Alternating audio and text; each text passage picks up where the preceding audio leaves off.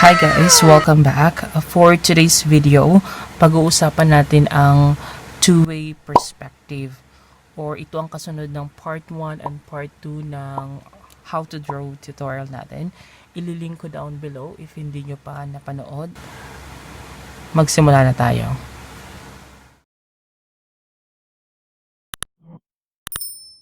Sa pagpapatuloy ng how to draw tutorial natin, gagamit tayo ng papel or kahit anong papel na meron ka, lapis, ruler, at pambura. Simulan na natin. Sa unang part or yung part 2 tutorial ng video natin, gumawa tayo ng 1-point perspective. Ngayon naman, gagawa tayo ng 2-point perspective. Gagawa tayo ng horizontal line. Okay, gumawa tayo ng horizontal line.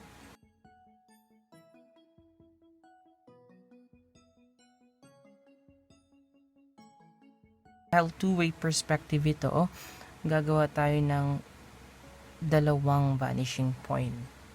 Kung gagawa tayo ng vanishing point, mas maganda kung ilagay natin sila sa kabilang dulo ng horizontal line natin.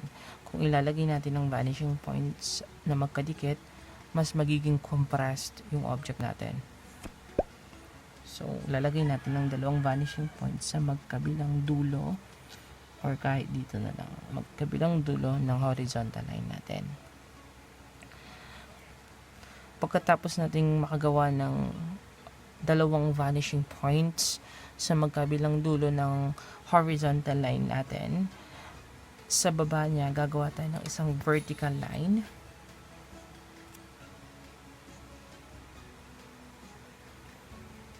na magsisilbing corner ng box natin. Okay. At dahil meron tayong 2-point vanishing points, okay, yung mga corner ng vanishing points, i-connect natin sila dito sa vertical line natin. Okay? Left to right. Ang ganito.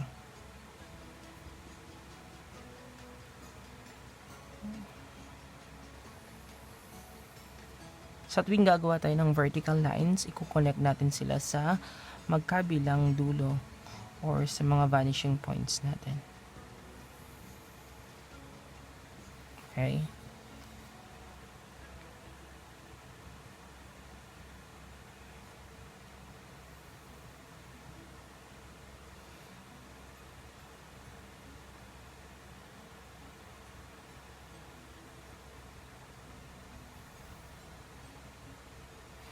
Okay. Kapag nakagawa na tayo ng mga lines, okay, na konektado sa vanishing points, gagawa na tayo ng mga vertical lines para mabuo ang isang box natin. Gumawa tayo sa magkabilang dulo or kahit saan.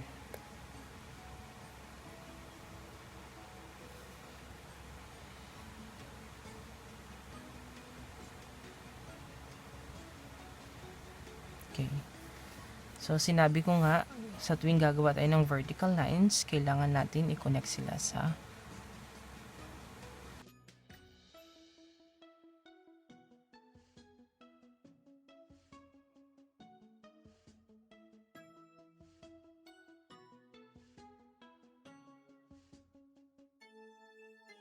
pag nakagawa na tayo ng ganitong lines or nakikita na natin na meron tayong isang box, sa likod ng box, okay, kukunin natin yung corner, okay, yung intersection nila ng sa baba ng box at sa taas. Then, yun ang i-connect natin.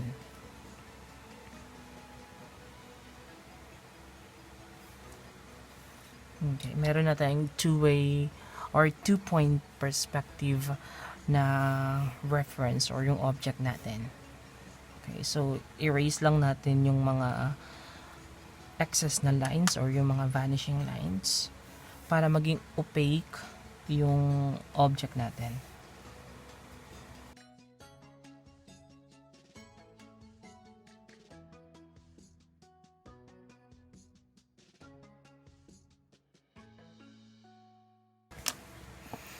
Saka natin i-define yung mga lines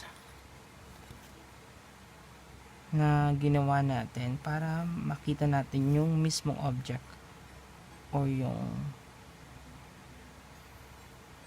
box na ginawa natin.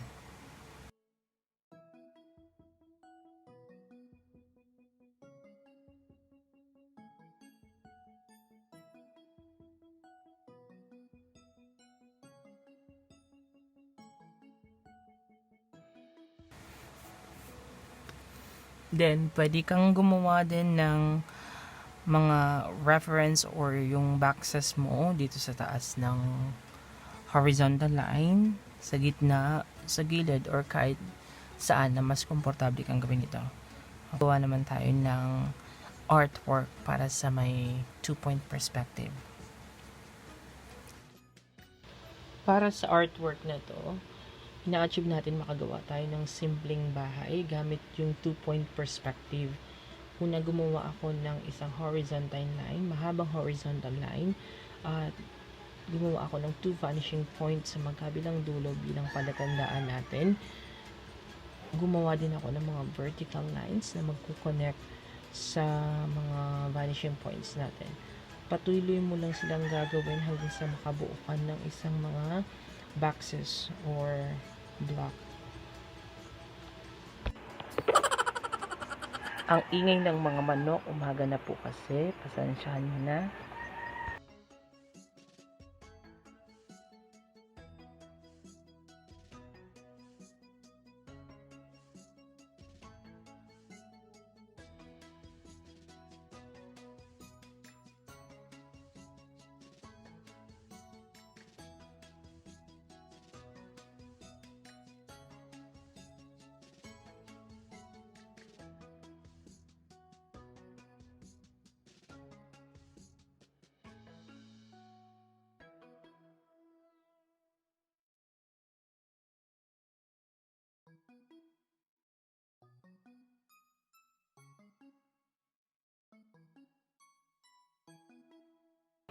In 2-point perspective, the viewer is positioned ang ingay ng mga manok.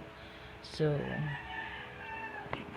na nga, sinasabi ko nga na that 2-point perspective creates 2 sets of horizontals which diminish towards vanishing points at the outer edges of the picture plane, leaving only vertical as perpendicular. Also, it is slightly more complex as both the front and the back edges and the side edges of an object must diminish toward vanishing points. Also, 2-point perspective is often used when drawing buildings in landscape.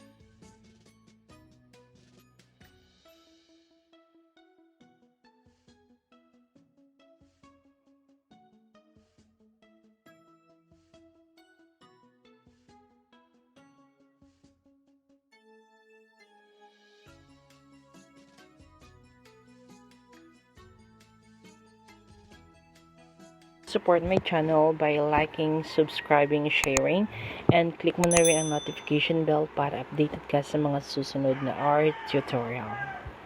Thank you so much and have a great day. Bye for now.